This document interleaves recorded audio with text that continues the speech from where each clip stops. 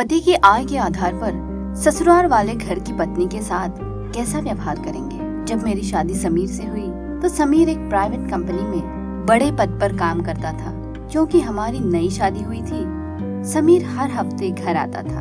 गुरुवार को ऑफिस के बाद वो शाम को दिल्ली से बस में चढ़ता और 1 बजे कानपुर पहुंचता। एक दिन मैंने समीर से कहा, तुम हर हफ्ते घर आने से मुझे अपने पास बुला सकते हो। समीर मुस्कुराया और बोला, तुमसे किसने कहा कि मैं हर हफ्ते तुम्हारे लिए घर आता हूँ। मेरे घर पर माता पिता और भाई बहन है, मैं उनसे भी मिलने घर आता हूँ। अगर मैं तुम्हें दिल्ली ले जाऊँ तो भी मैं हर हफ्ते घर आऊँगा। समीर की बात सुनकर मुझे अपने आप पर बहुत शर्मिंदगी महसूस हुई। समीर को मेरी बात गलत लग गई तो मैं भी डर गई। मैंने समीर का हाथ पकड़कर कहा, मुझे गलत मत समझो, वास्तव में आप हर हफ्ते इतनी दूर आते हैं, इसीलिए मैं चिंतित हो जाती हूँ। मुझे डर सा लगता है। समीर ने कभी मेरे लिए कुछ नहीं खरीदा। एक दिन मैंने समीर से कहा कि मुझे नीले रंग की साड़ी चाहिए। समीर अगले सप्ताह घर आने पर 2 नीली साड़ियाँ लाते हैं, एक मेरे लिए, दूसरी उसकी छोटी बहन के लिए। पूजा के समय जो कुर्ता और साड़ी मेरे माता पिता के लिए खरीदते थे, वही कुर्ता और साड़ी अपने माता पिता के लिए भी खरीदते थे। मेरे छोटे भाई के लिए जो कमीज और पैंट खरीदता था, वही कमीज और पैंट अपने छोटे भाई के लिए भी खरीदता था। जो छोटी बहन के लिए खरीदता था, वही मेरे लिए खरीदता था। एक बार समीर के साथ शॉपिंग करते हुए मुझे एक ड्रेस बहुत पसंद आई। जब मैं उसे लेने गई तो समीर ने दुकानदार से उसी रंग के, उसी डिजाइन के एक और पोशाक को देने के लिए कहा। जब दुकानदार ने कहा कि सिर्फ 1 पीस है तो समीर ने मुझे ड्रेस लेने से मना कर दिया। मैं हैरान रह गई और समीर से पूछा, तुम इस तरह से शॉपिंग क्यों करते हो? अगर आप अलग अलग डिजाइन खरीदते हैं तो क्या होता है? समीर मुस्कुराया और जवाब दिया, मैं वही चीज खरीदता हूँ ताकि मेरे परिवार का कोई भी सदस्य कभी आपको बातें ना सुना सके। अगर आज मैंने आपके माता पिता, भाई बहनों और मेरे माता पिता के लिए कुछ अलग खरीदा तो मेरे परिवार को लगेगा कि तुम्हारे माता पिता को दिए गए कपड़े ज्यादा महंगे हैं और उन्हें दिए गए कपड़े कम महंगे हैं। एक तरफ समीर अपने माता पिता, भाई बहनों के प्रति जिम्मेदार था और दूसरी तरफ वह मेरे प्रति भी बहुत जिम्मेदार था। और मैं खुद अपने सास के लिए लक्ष्मी जैसी बहू और अपने ननद देवर के लिए एक परफेक्ट भाभी। लेकिन समय के साथ बहुत कुछ बदल गया है। समीर जिस कंपनी में काम करता था, वो कंपनी कुछ समस्याओं के कारण बंद हो गई थी। समीर घर पर ही रहता था और बेरोजगार था। और दूसरी तरफ मेरे देवर को बहुत अच्छी नौकरी लग गई थी। मुझे ये देखकर आश्चर्य हुआ कि घर का हर सदस्य धीरे धीरे मेरे छोटे देवर की बातों को मानने लगा। और अगर मेरे पति ने कुछ कहा तो वे उसकी एक नहीं सुनते थे। अगर समीर खुद फैसला लेना चाहता था तो वे कहते थे, तो पहले रमेश से पूछो। ननद की शादी की तैयारी हो रही है, इसके लिए बात कर रहे थे। इसमें कितना खर्चा आएगा, लड़के को क्या तोहफा देना है, नन्ही के लिए किस तरह के गहने बनाने हैं। मेरे ससुर ने मेरे पति से कहा, बहन सिर्फ रमेश की नहीं है, ये तुम्हारी बहन भी है, तो खर्चा कुछ भी हो तुम दोनों भाई बराबर करना। तब मेरे पति बेबस होकर बैठ गए और सिर झुकाकर कहा, पापा आप मेरी वर्तमान स्थिति को तो जानते हैं, मैं इतना पैसा कैसे दे सकता हूँ? मैं अभी जितना दे सकता हूँ दे दूंगा। रमेश को बाकी की व्यवस्था करने दो, मैं बाद में भुगतान कराऊंगा। मेरे देवर ने तब कहा, मैं सारा खर्चा उठा सकता हूँ, लेकिन मेरे भाई के नाम पर घर के सामने की 4% जमीन है, वो भाई मेरे नाम पे लिख दे।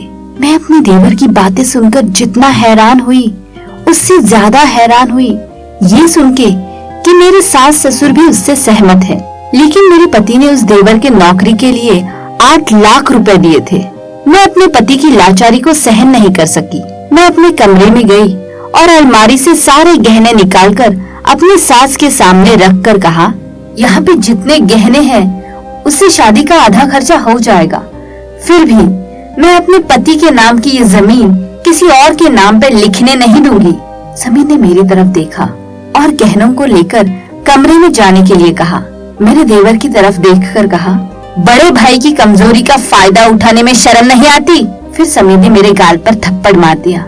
मैंने अपने गाल पर हाथ रखा और रोते हुए कहा, जिन माता पिता भाई के प्रति आपने जिम्मेदारियों की कभी उपेक्षा नहीं की, एक बार सोचिए आप कौन से क्या मिला है। इतना कहकर मैं अपने कमरे में चली गई। जब मैं खिड़की की ग्रिल से बाहर देख रही थी तो समीर ने मुझे पीछे से कसकर गले लगा लिया। मुझे एहसास हुआ कि समीर बहुत रो रहा था, लेकिन मैंने उसे रोकने की कोशिश नहीं की। रो अगर अंदर का दर्द थोड़ा कम हो। जब दोनों भाइयों ने सब कुछ बंटवारा किया तो समीर ने कहा, मेरे माता पिता को मेरे साथ रहने दो।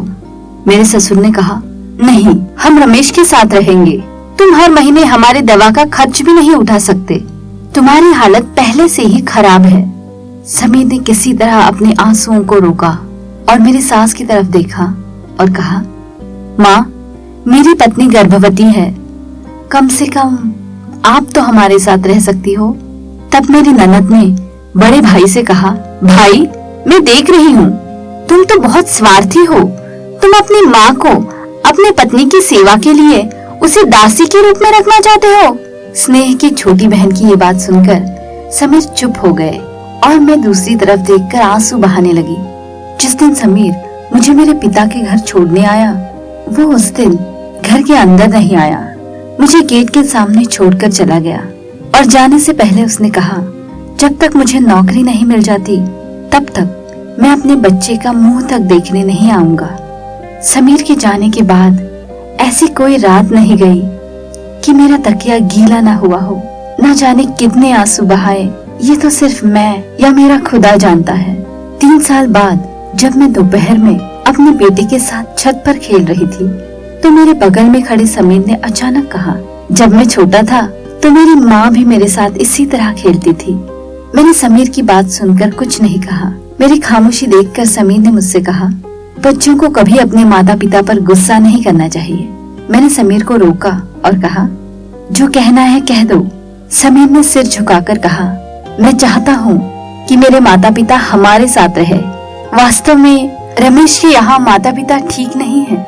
मैंने सुना है कि रमेश की पत्नी अपने माता पिता के साथ बहुत गलत व्यवहार करती है। मैंने हंसकर कहा, आप अपने माता पिता को अपने पास रखना चाहते हो तो इसमें आप मुझे क्यों पूछ रहे हो? जब आप हर महीने अपने माता पिता को 10,000 रुपए भेजते हैं तब तो मुझसे नहीं पूछते, तो आप क्यों पूछ रहे हो? समीर हैरान हुआ और कहा, तुम्हें पता है कि मैं अपने माता पिता को पैसे भेजता हूँ? जब मुझे पता चला कि मेरी जानकारी के बिना तुम अपने माता पिता को पैसे भेजते हो तब मुझे कोई परेशानी नहीं हुई, बल्कि तुम्हारे लिए मेरा सम्मान और भी बढ़ गया। मुझे ये सोचकर बहुत गर्व हुआ कि भले ही आपके माता पिता ने आपके साथ अन्याय किया हो, आप एक बच्चे के रूप में अपने माता पिता के प्रति कर्तव्य निभा रहे हैं। जैसे ही मैं रियान को गोद में लेने ही वाली थी, उसने पीछे से मेरा हाथ पकड़ लिया और मैंने उसकी तरफ देखा और कहा, चिंता मत करो, यहाँ आपके माता पिता का कोई अपमान नहीं होगा।